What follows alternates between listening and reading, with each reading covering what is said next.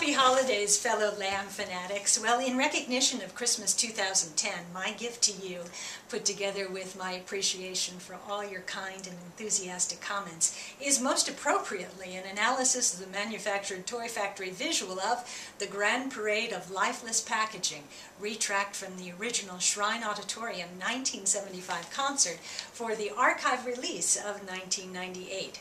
Well, this morbidly amusing Orwellian Huxley-influenced technology versus humanity social commentary by Gabriel, of course, is supposedly about America's over-commercialism, and some say a slam on Disney's expanding corporate ventures worldwide in the 70s and 80s. By the way, this is the song which on the album version one can detect the most enossification treatments layered by the early VCS3 synthesizer musician, innovator, and producer Brian Eno. But I should point out that on these live performances that I'm about to play for you, those sonic landscaping vocal and processing modifications are not as apparent because they had to be simulated the straightforward old analog way. Well, we'll get back to the commercial subject and very controversial subject of Eno in just a moment. Now, in chapter and verse, Tony Banks states that there were several parts where Peter had written lyrics for which they had no music by the time they got to record the album. So they had to improvise something up on the spot to match those pieces. Well, believe it or not, Carpet Crawlers was one of those songs, and that's just unbelievable to me because it's one of their best songs and certainly one of everybody's favorites. The other was this one, The Grand Parade of Lifeless Packaging, which emerged from a couple of chords that Tony had started playing in the makeshift studio, and then everybody kind of improvised and it went on from there. Now, I'm going to start this analysis by playing you part of the original live Shrine version, untreated, of the song, and then some of the completely retracked version, and then I'm going to address the Eno topic in between so as to keep the YouTube police off of my back, okay? So bear with me. Here's a bit from the old version.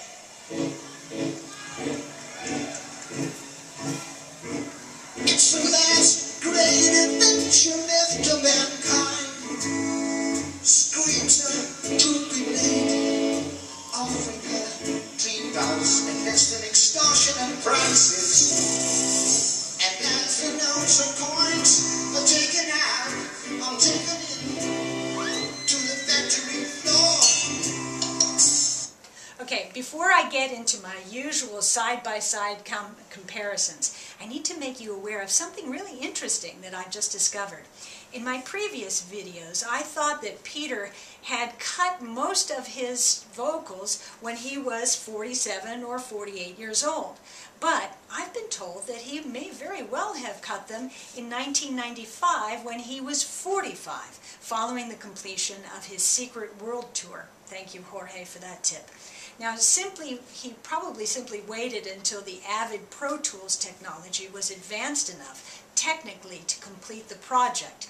And simply put, he was working on his usual slow Gabriel time. Thank you, David Adrian, for that tip. But it was obvious that he wanted to cut the vocals early, while he had time, and then wait for technology to catch up. Okay, here is the retracked version, which I think is a superb example of Avid Pro Tools engineering magic, where they switch up Peter's 25-year-old vocals with that of his 45-year-old self within the same sentence and phrasing. And I'll show you who's singing and when.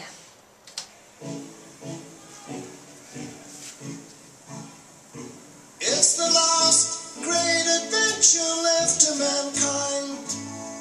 Screams of drooping lady, offering her $3 and less than extortion and prices. And as the notes and coins are taken out, I'm taken in to the factory floor.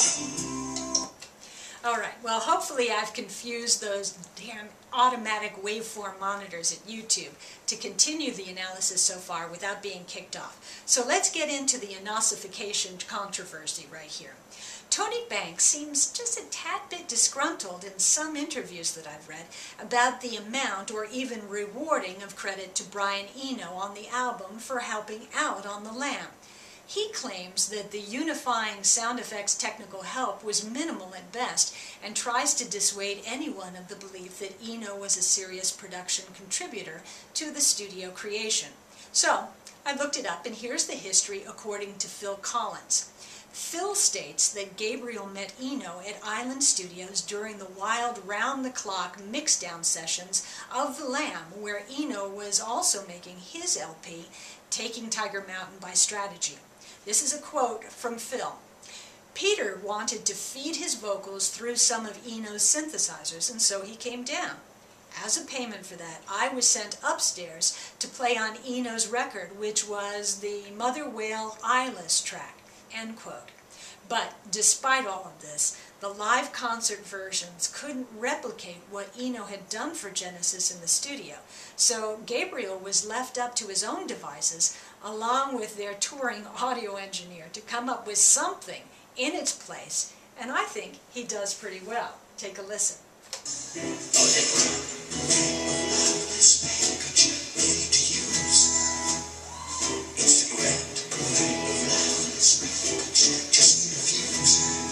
Now, of course, they couldn't do any special treatment of the retrack version because they had to match the live version. So that's this.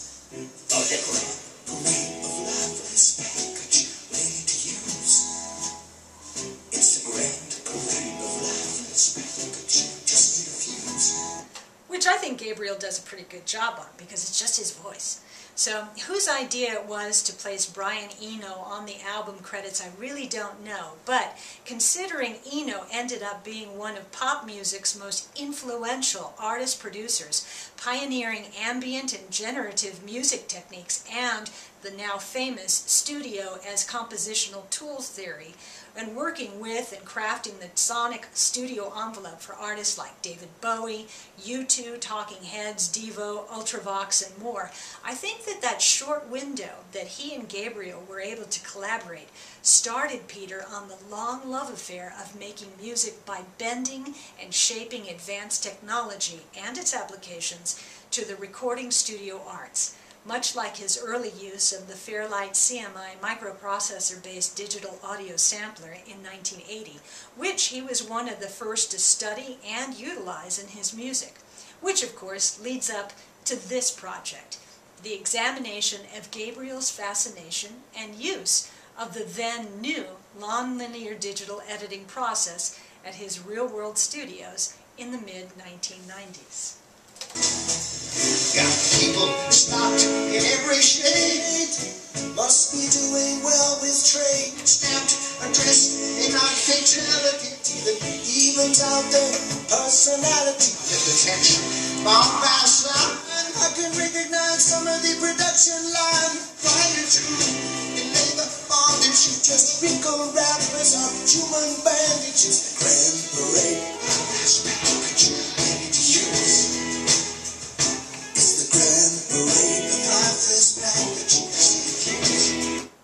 Okay, so we've got those two things. Now, it's not too bad considering that they're both pretty well untreated, unenosified, and they both are doing a fairly decent job of replicating at least the atmosphere or the feeling of the original studio album. The whole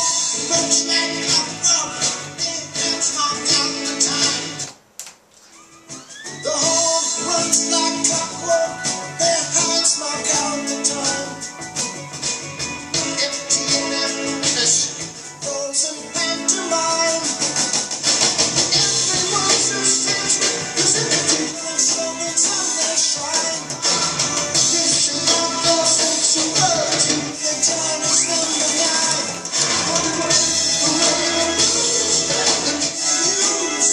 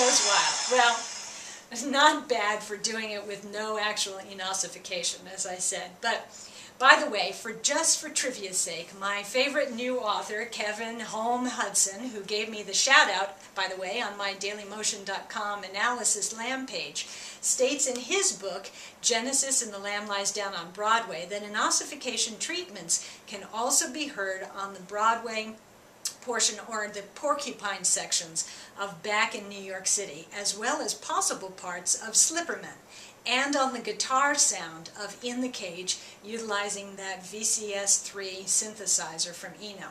But that kind of minutia is truly for us fanatical recording studio lamb types. Well, that's it for this special holiday version of Analysis Lamb, and again, I thank you for watching and being so supportive of this project and adding your knowledge and wisdom too when I need it. Sending you and yours all of my best for the new year, and for all of you, by the way, in the British Isles, please stay warm and safe until you can break free of all that snow. Good night and happy holidays.